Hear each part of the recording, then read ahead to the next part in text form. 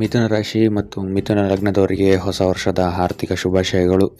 ಆ ದೇವರು ನಿಮಗೆ ಸಕಲ ಸಂಪತ್ತು, ಐಶ್ವರ್ಯ, ಆರೋಗ್ಯಗಳನ್ನ ಕೊಟ್ಟು ಕಾಪಾಡಲಿ ಅಂತ ಹೇಳ್ತಾ ಬನ್ನಿ 2025ರ ನಿಮ್ಮ ವರ್ಷ ಭವಿಷ್ಯವನ್ನು ನೋಡೋಣ.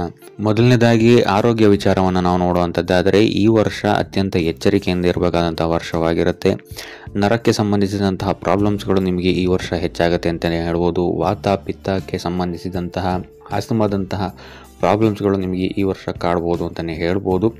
ಜನವರಿಯಿಂದ ಹಿಡಿದು ಆಗಸ್ಟ್ವರೆಗೂ ಅತ್ಯಂತ ಎಚ್ಚರಿಕೆಯನ್ನು ನೀವು ವಹಿಸಬೇಕಾಗುತ್ತೆ. ನಿಮ್ಮ ಆರೋಗ್ಯ ವಿಚಾರದಲ್ಲಿ ಆದಷ್ಟು ವಿಲ್ ಪವರನ್ನು ಸ್ಟ್ರಾಂಗ್ ಮಾಡ್ಕೊಬೇಕಾಗುತ್ತೆ. ಯೋಗ ಧ್ಯಾನಗಳನ್ನು ಮಾಡುವಂಥದ್ದು ನಿಮಗೆ ಇಲ್ಲಿ ಅತ್ಯಂತ ಹೆಚ್ಚು ಉಪಯೋಗಕರವಾಗಿರುತ್ತೆ ಅಂತಲೇ ಹೇಳ್ಬೋದು. ಇದಲ್ಲದೆ ಈ ವರ್ಷ ನಿಮಗೆ ಕೆಟ್ಟ ಅಭ್ಯಾಸಗಳು ಹೆಚ್ಚು ಹೆಲ್ತನ್ನು ಹಾಳು ಮಾಡುತ್ತೆ ಅಂತಲೇ ಹೇಳ್ಬೋದು. ಸೊ ಜನಗಳು ಇದಕ್ಕೋಸ್ಕರನೇ ನಿಮ್ಮ ಹತ್ರ ಬರ್ತಾರೆ ಅಂತಲೇ ಹೇಳ್ಬೋದು. ಸೊ ಆರೋಗ್ಯ ವಿಚಾರದಲ್ಲಿ ಆದಷ್ಟು ಎಚ್ಚರಿಕೆಯನ್ನು ವಹಿಸುವಂಥದ್ದು ಈ ವರ್ಷ ಉತ್ತಮವಾಗಿರುತ್ತೆ. ಇನ್ನು ಆರ್ಥಿಕ ಸ್ಥಿತಿಯನ್ನು ನಾವು ಗಮನಿಸುವಂಥದ್ದಾದರೆ ಈ ವರ್ಷ ಅತ್ಯುತ್ತಮವಾದಂತಹ ವರ್ಷವಾಗಿರುತ್ತೆ. ಧನಕ್ಕೆ ಸಂಬಂಧಿಸಿದಂತೆ ಅಂತಲೇ ಹೇಳ್ಬೋದು. ಆಕಸ್ಮಿಕ ಧನಲಾಭವಾಗುವಂತಹ ಸಾಧ್ಯತೆ ಈ ವರ್ಷ ಹೆಚ್ಚಾಗಿದೆ. ಇದಲ್ಲದೆ ನಿಂತ ಕೆಲಸಗಳು ಸಹಿತ ಈ ವರ್ಷ ಪೂರ್ಣಗೊಳ್ಳುತ್ತೆ ಅಂತಲೇ ಹೇಳ್ಬೋದು. ಅದು ಅಲ್ಲದೆ ಫೆಬ್ರವರಿಯಿಂದ ಹಿಡಿದು ನವೆಂಬರ್ವರೆಗೂ ನಿಮಗೆ ಅತ್ಯುತ್ತಮವಾದಂತಹ ಸಮಯವಾಗಿರುತ್ತೆ. ಈ ಸಮಯದಲ್ಲಿ ಎಲ್ಲರೂ ಸ್ಟಕ್ ಆಗಿದ್ದಂತಹ ಹಣ ನಿಮಗೆ ರಿಟರ್ನ್ ಬರುತ್ತೆ ಅಂತಲೇ ಹೇಳ್ಬೋದು. ಅಥವಾ ನೀವೇನಾದ್ರು ಇನ್ವೆಸ್ಟ್ ಮಾಡಿದ್ದೀರಾ ಅಂತ ಹೇಳಿದ್ರು ಈ ಟೈಮ್ ಫ್ರೇಮಲ್ಲಿ ನಿಮಗೆ ಅತ್ಯುತ್ತಮವಾದಂತಹ ಲಾಭವನ್ನು ನೀವು ನೋಡ್ತೀರಾ ಅಂತಲೇ ಹೇಳ್ಬೋದು.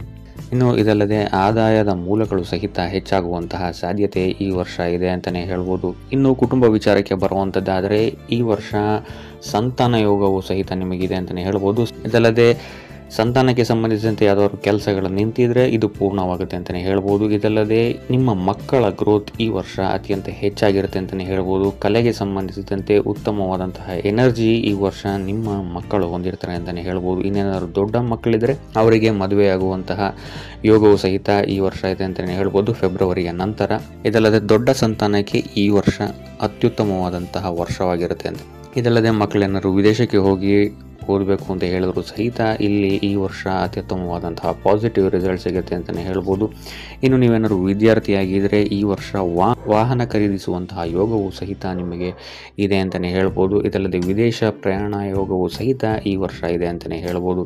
ಇನ್ನು ವಿದ್ಯಾರ್ಥಿಗಳಿಗೆ ಈ ವರ್ಷ ಅತ್ಯುತ್ತಮವಾದಂತಹ ಒಳ್ಳೆಯ ಸಫಲತೆಯನ್ನು ನೀವು ನೋಡ್ತೀರಾ ಅಂತಲೇ ಹೇಳ್ಬೋದು. ಇನ್ನು ನೀವೇನಾದರೂ ಫಿಲ್ಮ್ಗೆ ಸಂಬಂಧಿಸಿದಂತೆ, ಆ್ಯಕ್ಟಿಂಗ್ಗೆ ಸಂಬಂಧಿಸಿದಂತೆ, ಕಲೆಗೆ ಸಂಬಂಧಿಸಿದಂತೆ ಅಥವಾ ಸಂಗೀತ ಆಗಿರ್ಬೋದು, ಪ್ರಾಪರ್ಟಿ, ಬಿಲ್ಡಿಂಗ್, ಕೃಷಿ, ಇಂಟೀರಿಯರ್ ಅಥವಾ ಮರಕ್ಕೆ ಸಂಬಂಧಿಸಿದಂತೆ ಅಥವಾ ಸೋಷಿಯಲ್ ಮೀಡಿಯಾದಲ್ಲಿ ನೀವೇನಾದ್ರು ಆ್ಯಕ್ಟಿವ್ ಆಗಿದ್ದೀರಾ ಅಂತ ಹೇಳಿದ್ರು ಸಹಿತ ಈ ವರ್ಷ ನಿಮಗೆ ಅತ್ಯುತ್ತಮವಾದಂತಹ ಸಪೋರ್ಟ್ ಸಿಗುತ್ತೆ ಅಂತಲೇ ಹೇಳ್ಬೋದು ಗ್ರಹಗಳ ಫಲದಿಂದಾಗಿ.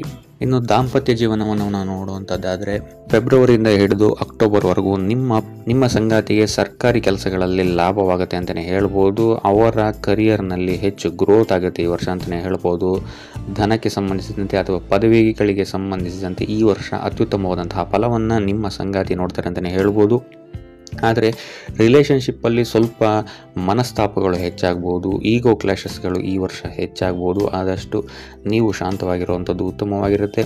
ಇದಲ್ಲದೆ ನಿಮ್ಮ ಸಂಗಾತಿಯ ಸ್ಥಾನ ಬದಲಾವಣೆಯು ಸಹಿತ ಆಗ್ಬೋದು ಕರಿಯರಲ್ಲಿ. ಸೊ ಆದ್ದರಿಂದ ರಿಲೇಷನ್ಶಿಪ್ಪಲ್ಲಿ ಆದಷ್ಟು ನೀವು ತಾಳ್ಮೆಯಿಂದ ಇರುವಂಥದ್ದು ಉತ್ತಮವಾಗಿರುತ್ತೆ. ಇದಲ್ಲದೆ ಈ ವರ್ಷ ನಿಮ್ಮ ತಾಯಿ ಆರೋಗ್ಯದಲ್ಲಿ ಅಷ್ಟಾಗಿ ಉತ್ತಮವಾಗಿರಲ್ಲ ಅಂತಲೇ ಹೇಳ್ಬೋದು. ಸೊ ಮಾನಸಿಕವಾಗಿ ಆಗಿರ್ಬೋದು ಅಥವಾ ದೈಹಿಕವಾಗಿರ್ಬೋದು ಅವರಿಗೆ ಕಷ್ಟ ಹೆಚ್ಚಾಗುವಂತಹ ಸಾಧ್ಯತೆ ಹೆಚ್ಚಾಗಿದೆ.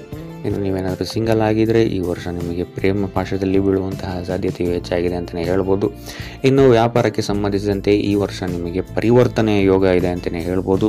ಫೆಬ್ರವರಿಯಿಂದ ಹಿಡಿದು ಡಿಸೆಂಬರ್ವರೆಗೂ ನೀವು ಮಾಡುವಂತಹ ವ್ಯಾಪಾರ ಅಥವಾ ಕೆಲಸಗಳಲ್ಲಿ ಪರಿವರ್ತನೆ ಯೋಗ ಅಥವಾ ಟ್ರಾನ್ಸ್ಫರ್ಸ್ಗಳಾಗುವಂತಹ ಸಾಧ್ಯತೆ ಹೆಚ್ಚಾಗಿದೆ ಅಂತಲೇ ಹೇಳ್ಬೋದು. ಸೊ ಇದರಿಂದಾಗಿ ಇಲ್ಲಿ ನಿಮಗೆ ಹೆಚ್ಚಿನ ಧನ ಲಾಭ, ಪದವಿಗಳ ಲಾಭ ಮತ್ತು ಗೌರವವು ಸಹ ಹೆಚ್ಚಾಗಿ ಸಿಗುತ್ತೆ ಅಂತಲೇ ಹೇಳ್ಬೋದು.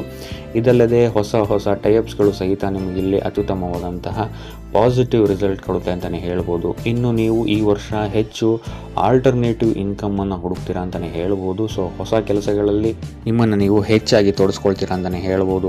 ಇನ್ನು 12ನೇ ಮನೆಯಲ್ಲಿ ಗುರು ಇರುವುದರಿಂದಾಗಿ ಇಲ್ಲಿ ನಿಮಗೆ ಧಾರ್ಮಿಕ ಯಾತ್ರೆಗಳು ಮತ್ತು ವಿದೇಶ ಯಾತ್ರೆಗಳನ್ನು ಸಹಿತ ಗುರುಗ್ರಹ ಇಲ್ಲಿ ಹೆಚ್ಚಾಗಿ ಮಾಡ್ತಾನೆ ಅಂತಲೇ ಹೇಳ್ಬೋದು.